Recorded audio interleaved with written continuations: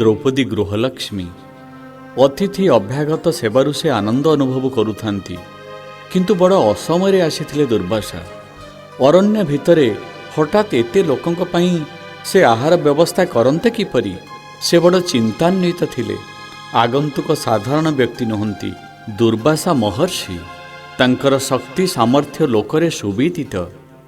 से चाहिले मुहूर्तकरे जहा किछि भस्म कर देई पारंती।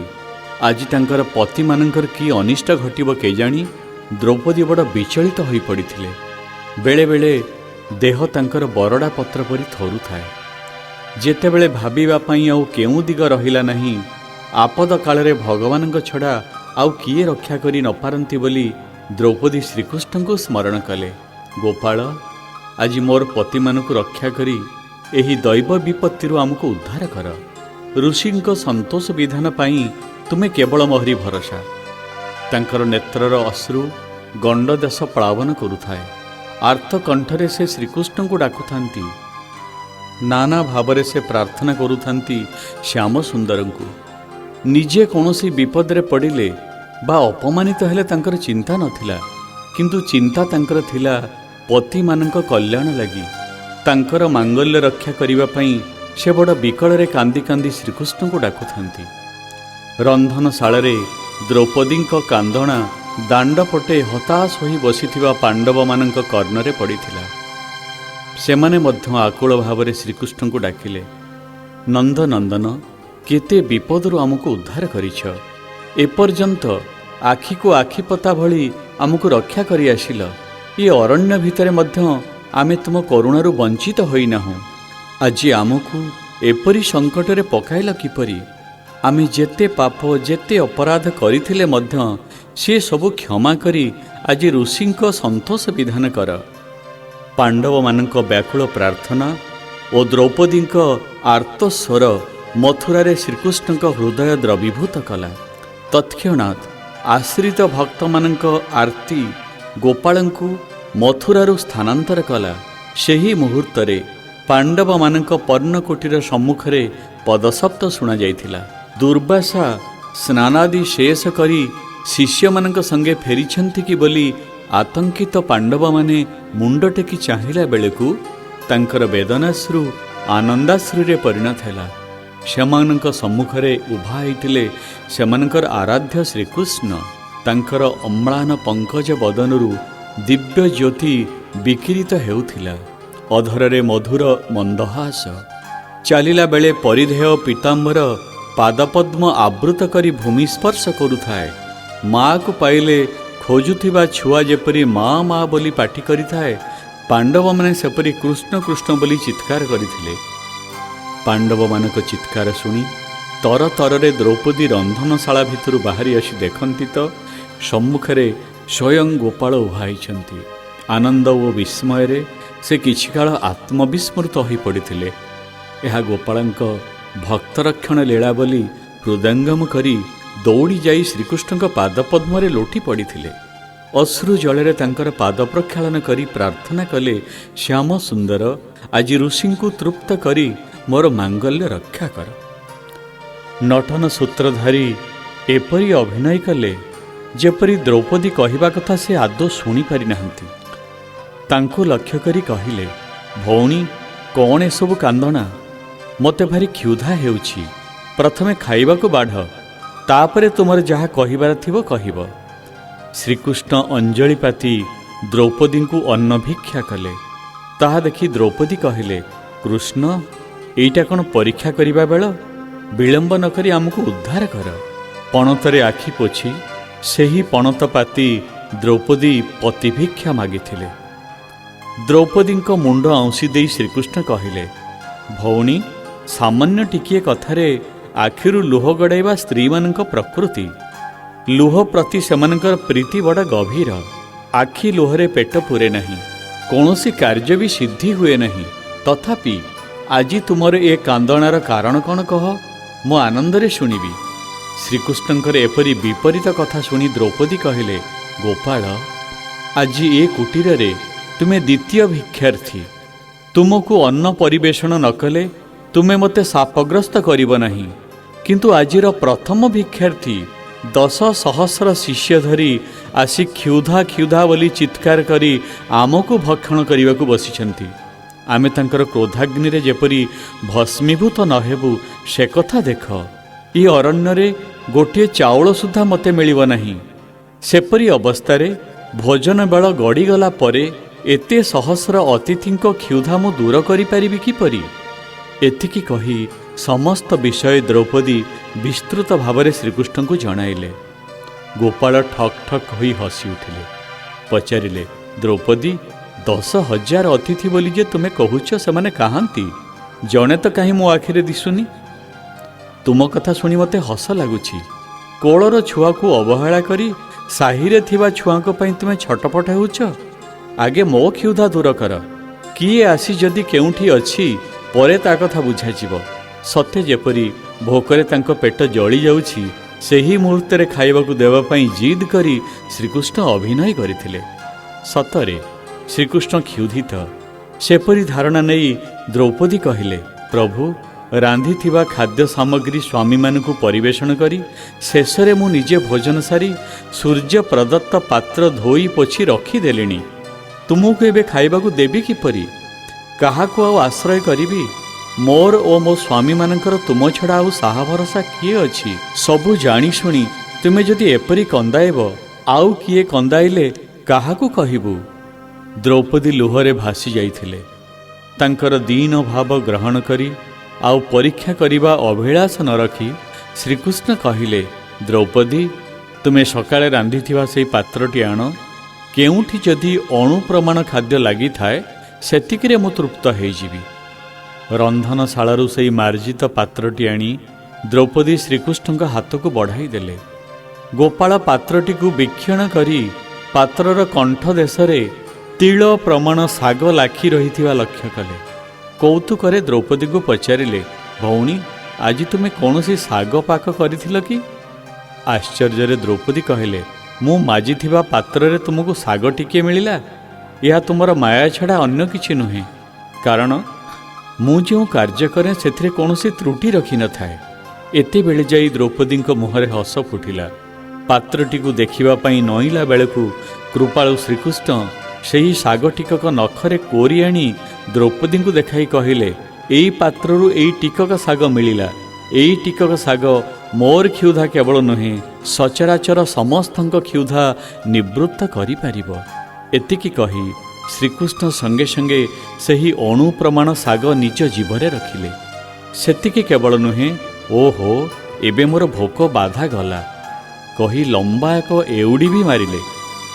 एदिगे श्रीकृष्ण क्षुधा निवृत्ति घटिला बेलू तेणे नदी रे स्नानरत दुर्वासा ओ तांकर 10,000 शिष्य मानकर उदर भर्ती हो जाइथिला। सेमाने उठिबा बसिबा अवस्था नथिले। एथि पूर्वे थिबा क्षुधा बाधार पीड़ा सेमानकर दूर होइथिला।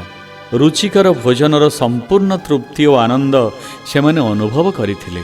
परस्पर संगे प्रथमे इंगितरे परे भाषारे सेमाने कुहाकुही हेले, पेट तो भर्ती हेलानी, गोटे भात पाई सुद्धा पेटरे स्थान नहीं। ए अवस्थारे धर्मराजा कुटीर को गले से तो नानाविध अन्न व्यंजन प्रस्तुत करी रखिथिबे एवं नखोई छाड़िबे नहीं। तांकु तृप्त करिबा पई खाइबा बोइले पेटरे स्थान नहीं। कौन करिबा? बड़ विषम समस्या हैला। परिशेषरे अम्बरीशंक साप कथा मने पकाई सेमाने दुर्वासा को सावधान कले। दुर्वासा सेमानंक परामर्श ग्रहण करी सेही नदी तीररू ही युधिष्ठिर को आशीर्वाद देई काहाकू न कही त्वरित पदरे अरण्यर अन्य एक मार्ग धरी स्व स्थान को फेरी जाइथिले। एणे दुर्वासा और तांक शिष्य माने भोजन निमंते एपर्यंत स्नान सारी काहींकी फेरु नाहंती बोली सेमानकु सांगरे धरी आसिबा पई श्रीकृष्ण भीम को प्रेरण कले। भीम गोटे डिया रे पहुँचला भली नदी तीर रे उपनीत हेले। तांकु देखी दुर्वासा शिष्य माने दौड़िबा आरंभ करदेले। सेमानक पछे पछे जाउथिबा दुर्वासा निकटरे पहुँची भीम कहिले, प्रभु आपणक निमंते भोजन प्रस्तुत रही, कृपा करी मो सांगरे आसंतु, मु युधिष्ठिर आज्ञावाहक भाव में आसी। दुर्वासा कहिले, भीम मु आ भुंजिबा अवस्था नहीं। गोटे सुधा अन्न उदरस्थ करिबा मो देई संभव नुहे। आमको विदाय दियो, तुमे माने सर्वसुख भोग कर।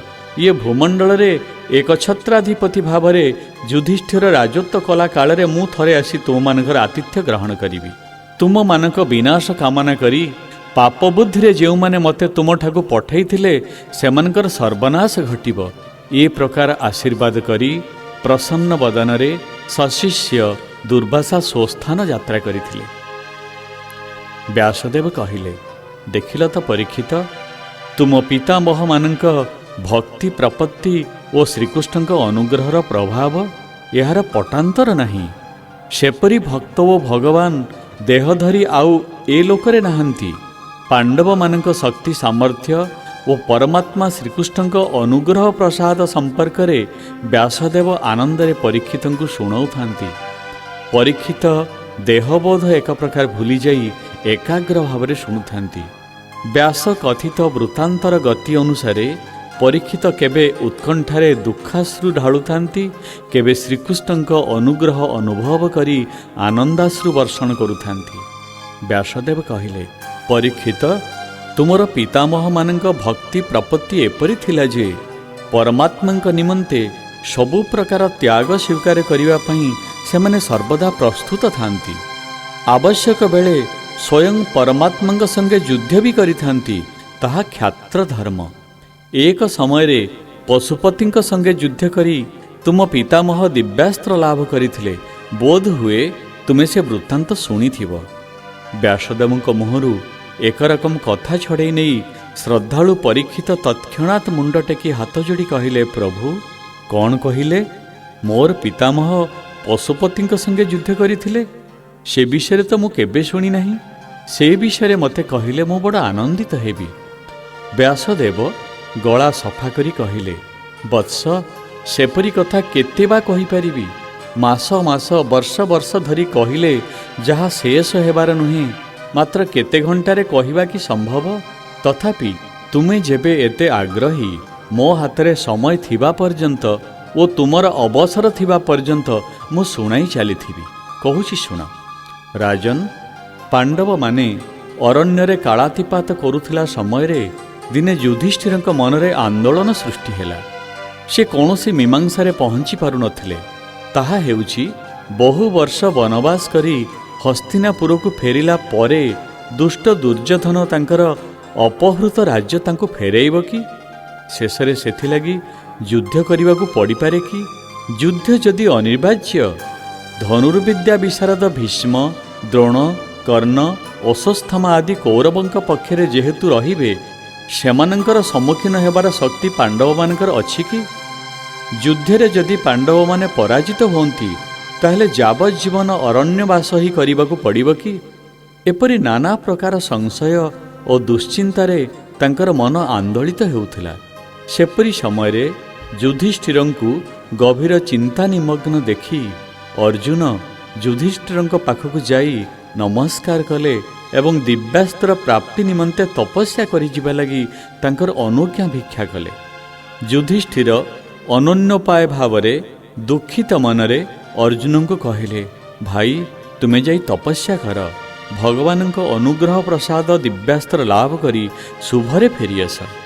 ଯୁଧିଷ୍ଠିରଙ୍କ ଅନୁଜ୍ଞା ଲାଭ କରି ଅର୍ଜୁନ ତାଙ୍କୁ ନମସ୍କାର କଲେ ଏବଂ ତପସ୍ୟା ନିମନ୍ତେ ବହିର୍ଗତ ହେଲେ। ସେ ଯାଇ ପହଞ୍ଚିଲେ ଅଗମ୍ୟ ନିର୍ଜନ ସିଦ୍ଧମାନଙ୍କ ପକ୍ଷରେ ମଧ୍ୟ ଦୂରାଧିଗମ୍ୟ ଗନ୍ଧମାର୍ଦ୍ଦନ ପର୍ବତର ପାଦଦେଶରେ। ସେଠାରେ ଏକ ଉପଯୁକ୍ତ ସ୍ଥାନ ନିର୍ଣ୍ଣୟ କରି ଦେବେନ୍ଦ୍ରଙ୍କୁ ପ୍ରସନ୍ନ କରିବା ଉଦ୍ଦେଶ୍ୟରେ ତପସ୍ୟାରତ ହେଲେ। ଅର୍ଜୁନଙ୍କର କଠୋର ତପସ୍ୟା ଦେବତାମାନଙ୍କୁ ମଧ୍ୟ ବିସ୍ମିତ କରିଥିଲା। ଦେବରାଜ ଇନ୍ଦ୍ର ଅର୍ଜୁନଙ୍କ ସମକ୍ଷରେ ପ୍ରତ୍ୟକ୍ଷ ହୋଇ କହିଲେ, ବତ୍ସ, ତୁମର ତପସ୍ୟାରେ ମୁଁ ସନ୍ତୁଷ୍ଟ ହୋଇଛି, କିନ୍ତୁ ତୁମର ସଂକଳ୍ପ ସିଦ୍ଧ କରିବାକୁ ହେଲେ ତୁମକୁ ଷୋଳପାଣିଙ୍କୁ ପ୍ରସନ୍ନ କରିବାକୁ ପଡ଼ିବ।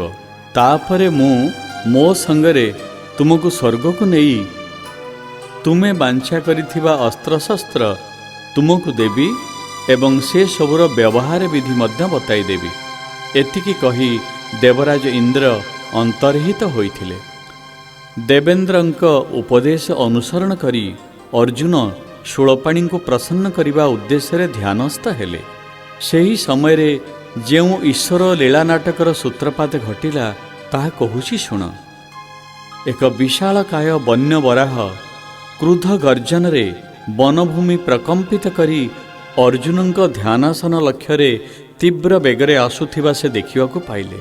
ସଂକଳ୍ପିତ ତପଶ୍ଚରଣ କାଳରେ ଜୀବହିଂସା କରିବା ଅନୁଚିତ ବୋଲି ସେ ନିଜ ମନକୁ କେତେ ଦୃଢ଼ କଲେ ମଧ୍ୟ ସେହି ଉଗ୍ର ବରାହ ତାଙ୍କୁ ଆକ୍ରମଣ କରିବା ଉଦ୍ଦେଶ୍ୟରେ କ୍ଷୀର ତାଡ଼ନ କରି ତାଙ୍କର ସମୀପବର୍ତ୍ତୀ ହେଉଥିଲା।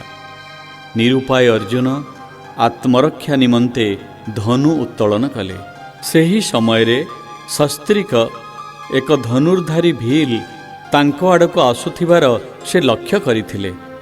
ସେହି ଜନମାନବ ଶୂନ୍ୟ ଘୋର ଅରଣ୍ୟରେ ସସ୍ତ୍ରୀକ କିଏ ବିଚରଣ କରିପାରେ କି ବୋଲି ଦ୍ୱିଧାଗ୍ରସ୍ତ ଅର୍ଜୁନ ନିବିଷ୍ଟ ଦୃଷ୍ଟି ସଞ୍ଚାର କରି ଦେଖିବାକୁ ପାଇଲେ ଯେ ସେହି ଭୀଷଣାକୃତି ଭୀଲ୍ ପଶ୍ଚାତ ଦେଶରୁ ବହୁ ଉଗ୍ର କିରାତ ନରନାରୀ ନାନା ବିକଟ ରବ କରି ତାଙ୍କ ଆଡ଼କୁ ମାଡ଼ି ଆସୁଛନ୍ତି। ଅର୍ଜୁନ ବିସ୍ମିତ ଓ ବିଚଳିତ ହୋଇପଡ଼ିଲେ। ରୋଷ କଷାୟିତ ନେତ୍ରରେ ଗର୍ଜନ କରି ଭୀଲ୍ କହିଲା, କିରେ ତୁ କିଏ? ଏଠାକୁ କାହିଁକି ଆସିଛୁ? ଭୁଲରେ ସୁଦ୍ଧା ସେହି ବରାହ ଉପରକୁ ଯଦି ସର ନିକ୍ଷେପ କରୁ ତୋର ପ୍ରାଣ ଗଲା ବୋଲି ଜାଣେ। ସାବଧାନ, ମୃଗୟା ମଦରେ ମୁଁ ଗୋଡ଼ାଇ କରି ଆସୁଥିବା ଏହି ବରାହକୁ ତୁ ଯେ ମାରିବାକୁ ଚାହୁଁଛୁ, ତୋର ସାହସ ତ କମ୍ ନୁହେଁ। ଭୀଲ୍ର ସେହି ଦମ୍ଭୋକ୍ତି ଅର୍ଜୁନଙ୍କ ହୃଦୟରେ ତୀର ଭଳି ବିଦ୍ଧ ହେଲା। ଅର୍ଜୁନ ଭାବିଲେ, ସାଧାରଣ ଜଣେ ଭୀଲ୍ ତାଙ୍କ ପ୍ରତି ଏପରି ବନ୍ୟ ଭାଷା ବ୍ୟବହାର କରିବାର କାରଣ ହୁଏତ ହୋଇପାରେ ସେ ତାଙ୍କର ନାମ କିମ୍ବା ପ୍ରତାପ ସମ୍ପର୍କରେ ସମ୍ପୂର୍ଣ୍ଣ ଅଜ୍ଞାତ। ଉଗ୍ରମୂର୍ତ୍ତି ଅର୍ଜୁନ ବରାହକୁ ବଧ କରିବା ଉଦ୍ଦେଶ୍ୟରେ ତୀର ଛାଡ଼ିଲେ।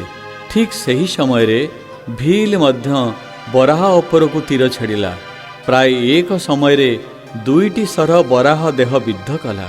ବରାହ ଢଳି ପଡ଼ି ପ୍ରାଣ ହରାଇଲା। କୋପଦୃକ୍ତ ଭୀଲ୍ ଅର୍ଜୁନଙ୍କୁ ଆକ୍ରମଣ କରିବା ଭଙ୍ଗୀରେ କହିଲା, ରେ ଦୁରାତ୍ମା, ମୁଁ ଗୋଡ଼ାଇ ଆସିଥିବା ବରାହକୁ ତୁ ଯେ ମାରି ନେବାକୁ ବସିଛୁ ତାହା ପ୍ରମାଣ କରୁଛି ଅସ୍ତ୍ରବିଦ୍ୟା ବିଧାନ ସମ୍ପର୍କରେ ତୁ ଜ୍ଞାତ ନୁହଁ। ତୁ ଜଣେ ଗଣ୍ଡମୂର୍ଖ। ଏପରି ଅନେକ କଟୁକ୍ତି ଶୁଣି ଅଗ୍ନି ଦୃଷ୍ଟିରେ ଭୀଲ୍କୁ ଚାହିଁ ବେଖାତିର ଭାବରେ ପାର୍ଥ କହିଲେ, ତୁ ମୁହଁ ବନ୍ଦ କରିବୁ ନା ଯମପୁରକୁ ଯିବୁ? ଆଉ ଅଯଥା ପ୍ରଳାପ ନ କରି ତୋର ପ୍ରାଣରକ୍ଷା କରିବା କଥା ଦେଖେ। ତତେ ଭଲ ଗତି ଥିଲେ ଯେଉଁ ବାଟରେ ଆସିଛୁ ସେହି ବାଟରେ ଫେରିଯା। ଅର୍ଜୁନଙ୍କ ଭୟ ପ୍ରଦର୍ଶନ ଭୀଲ୍କୁ ପ୍ରଭାବିତ କରିନଥିଲା। ତିଳେ ମାତ୍ର ଭୀତ ନୋହି ସେ କହିଲା, ହଇରେ ତୁ କିଏ ହେଲେ ମୋର କ'ଣ ଅଛି? 3 କୋଟି ଦେବତା ତତେ ସାହାଯ୍ୟ କରିବାକୁ ଆସିଲେ ମଧ୍ୟ ମୁଁ ଡରିଯିବା ଲୋକ ନୁହେଁ। ଖବରଦାର, କାହା ଆଜ୍ଞାରେ ତୁ ଆମର ଏ ଅରଣ୍ୟକୁ ଆସିଲୁ? ମୋତେ ଚାଲିଯା କହିବାକୁ ତୁ କିଏ? ଏ ଅରଣ୍ୟ ଆମର। ମୋର ଅନୁମତି ବିନା ପ୍ରବେଶ କରି ତ ନିୟମ ଭାଙ୍ଗିଛୁ। ସେଥିରେ ପୁଣି ବକ୍ର କଥା କହିବାର ସାହସ? ତୁ ଗୋଟାଏ ତସ୍କର। ଏପରି ଭାବରେ ଭୀଲ୍ ଅର୍ଜୁନଙ୍କୁ ବହୁତ କଟୁ କଥା କହିଲା। ଅର୍ଜୁନଙ୍କର ମନେ ହେଲା ଭୀଲ୍ ହୁଏତ କୌଣସି ସାଧାରଣ ଲୋକ ନୁହେଁ। ସୁତରାଂ ଉତ୍ତେଜନା ଶାନ୍ତ କରି ସେ କହିଲେ, ଅରଣ୍ୟ ଉପରେ ଅଧିକାର ସମସ୍ତଙ୍କର। ତୁ ଆସିଛୁ ଶିକାର ପାଇଁ, ମୁଁ ଆସିଛି ଶିବଙ୍କୁ ଆରାଧନା କରିବା ପାଇଁ। ଆତ୍ମରକ୍ଷା ଲାଗି ମୋତେ ସେ ବରାହକୁ ମାରିବାକୁ ପଡ଼ିଲା। ଅର୍ଜୁନଙ୍କ ଶାନ୍ତ ଭାଷା ଭୀଲ୍ର ଉଗ୍ରତା ହ୍ରାସ କରିନଥିଲା। ପୂର୍ବ ଭଳି ସଦମ୍ଭରେ ସେ କହିଲା, ତୁ କାହାକୁ ଆରାଧନା କଲେ ମୋର କ'ଣ ଅଛି?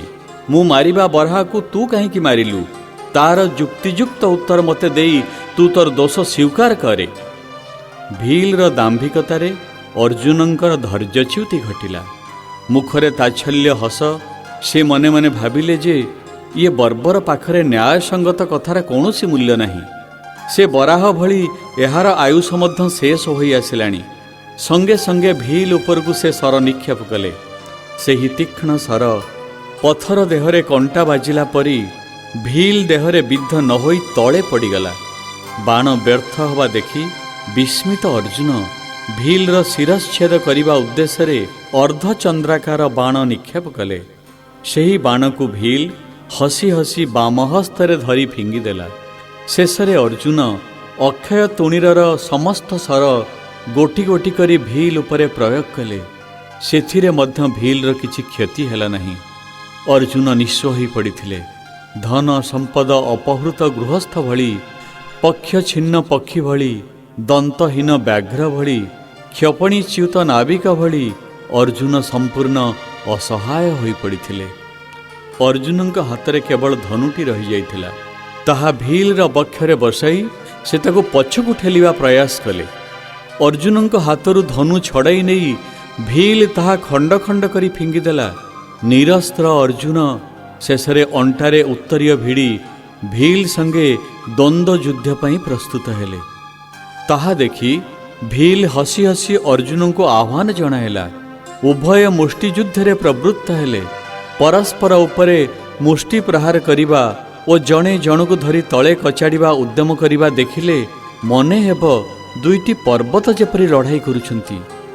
ସେମାନଙ୍କ ଗର୍ଜନ ଓ ମୁଷ୍ଟି ପ୍ରହାର ଶବ୍ଦରେ ତ୍ରସ୍ତ ବୃକ୍ଷ ଶାଖାର ପକ୍ଷୀମାନେ ଆକାଶକୁ ଉଠି ଯାଇଥିଲେ। ଅରଣ୍ୟର ଜୀବଜନ୍ତୁ ହୁବୁକି ଯାଇ କାନ ଠିଆ ଠିଆ କରି ଚାରିଦିଗକୁ ଚାହୁଁଥିଲେ। ସେମାନଙ୍କ ଯୁଦ୍ଧରେ ବନଭୂମି ପ୍ରକମ୍ପିତ ହୋଇ ଉଠିଥିଲା। ସତେ ଅବା ଖଣ୍ଡ ପ୍ରଳୟ ଘଟିଗଲା। ତଥାପି ଭୀଲ ଉଲ୍ଲାସରେ ହସୁଥାଏ। ତାର ଶରୀରରେ ଅବସାଦର ଚିହ୍ନ ନଥିଲା। ସେ ବଡ଼ ପ୍ରଫୁଲ୍ଲ ଦେଖାଯାଉଥିଲା। ଅର୍ଜୁନଙ୍କ ଅବସ୍ଥା ଥିଲା ବଡ଼ ଶୋଚନୀୟ। ତାଙ୍କର ସର୍ବାଙ୍ଗରୁ ସ୍ୱେଦ ବୋହି ଯାଉଥାଏ, ଖର ଶ୍ୱାସ ବହୁଥାଏ, ପ୍ରହତ ମୁଷ୍ଟିରୁ ରକ୍ତ ଝରୁଥାଏ। ସେତିକି କେବଳ ନୁହେଁ, ଭୀଲ ଅର୍ଜୁନଙ୍କୁ ଥରେ ବାହୁ ପାଶରେ ଭିଡ଼ି ଧରିବା ଫଳରେ ସେ ରକ୍ତ ବାନ୍ତି କରି ପକାଇଥିଲେ। ଦୁର୍ଜୟ ଭୀଲ ସହାସ ବଦନରେ ତାର ସ୍ତ୍ରୀକୁ ଚାହିଁ ଦେଖିଲୁ ନା ବୋଲି କହି ନିଜ ପ୍ରତାପର ତେଜ ପ୍ରକାଶ କରିଥିଲା।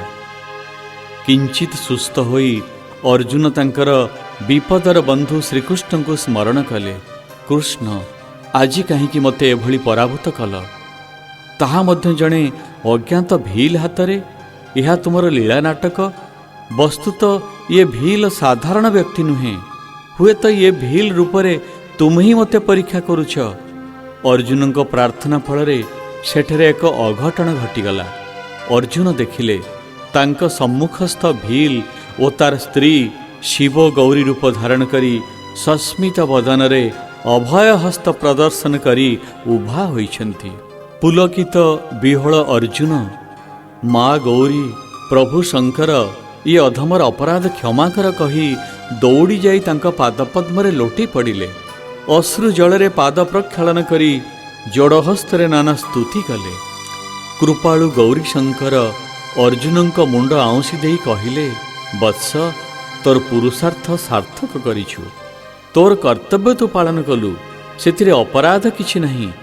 ଏତିକି କହି ଦେବ ଦେବ ମହାଦେବ ତାଙ୍କର ଅନୁଗ୍ରହ ପ୍ରସାଦ ପାଶୁପତ ଅସ୍ତ୍ର ଅର୍ଜୁନଙ୍କ କମ୍ପିତ ହସ୍ତକୁ ବଢ଼ାଇ ଦେଇଥିଲେ।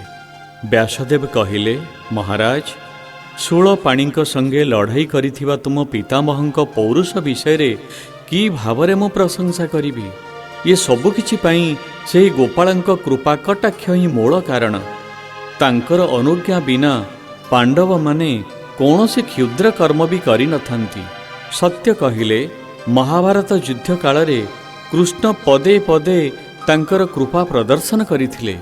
ଅନୁଭବୀ ପାଣ୍ଡବମାନେ ତାହା ଜାଣନ୍ତି ସିନା, ଅନ୍ୟ କାହାର ଜାଣିବା ସାଧ୍ୟ ନୁହେଁ। गिरिधर गोपाला हे गिरिधर गोपाला हे गिरिधर गोपाला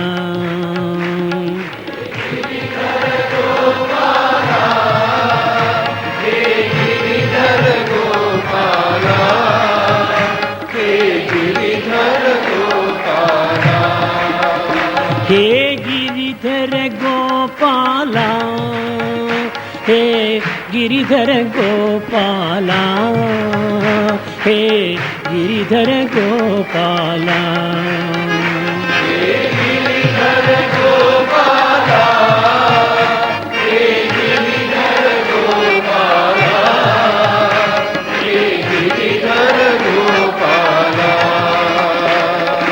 माधव मुरहर मधुर मनोहर गिरिधर गोपाला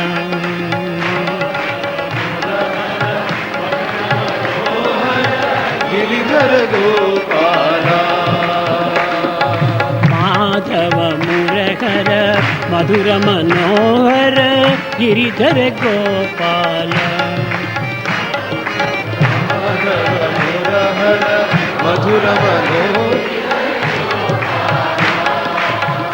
हे गिरिधर गोपाला हे गिरिधर गोपाला हे गिरिधर गोपाला हे गिरिधर गोपाला हे गिरिधर गोपाला हे गिरिधर गोपाला हे गिरिधर गोपाला हे गिरिधर गोपाला हे गिरिधर गोपाला हे गिरिधर गोपाला हे गिरिधर गोपाला हे गिरिधर गोपाला माधव मुरहर मधुर मनोहर गिरिधर